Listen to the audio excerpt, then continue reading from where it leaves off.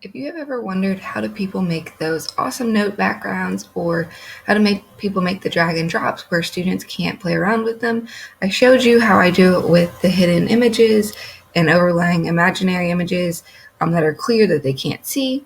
So I'm going to show you another way that I just learned about. So if you go to Slide, you have Edit Master. And the cool thing about Edit Master is everything that you do here the students will not be able to change or rearrange. So there's no more creating the slide the way you want it, doing file, download, and then re-uploading it as a background. You can make it in the master, and then the students won't be able to edit it. So I'm going to delete some of these slides because I won't use them. Typically just use 2 slides. So the first thing I'm going to do is I am going to get rid of this information, and then I'm going to add a shape to it.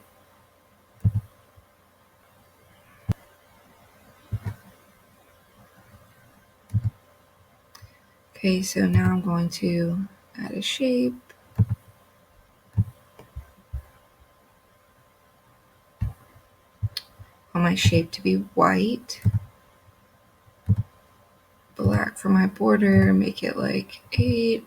Okay, and I'm gonna right click on it and do format options. So this will just let me resize it. So I'm gonna make it 9.5. You can make this as big or as small as you want. If you reformat your slides to be the size of a piece of paper, so 8.5 by 11, then you may need to up these a little bit more. Make this a little smaller. Okay, and then I want it to be in the center. So I have the 2 red lines, so now I'm in the center. All right, so that's how I want that one.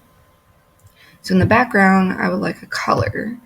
So I'm gonna pick right now what my favorite color is. So I'm gonna pick that one. So now it looks pretty good. So now I wanna go through and I want to add a title spot to it or direction spot. So I'm gonna click on my shape, Control C, Control V, and I'm gonna slide it so it's on top of each other, drag it up. It's just smaller, and then I have to readjust it some. I'm going to fill this to be black. Okay, so now I could add my directions here that I wanted. I can add a title. The one thing you're going to have to do is when you type here, initially your font's going to be black. So you're going to need to change it to white.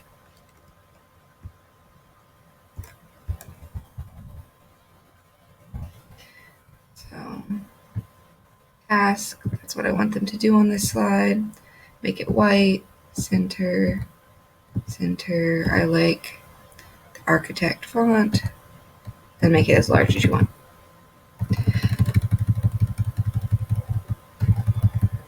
So here I would give them their information, and I would make more of these. I can just right click and duplicate.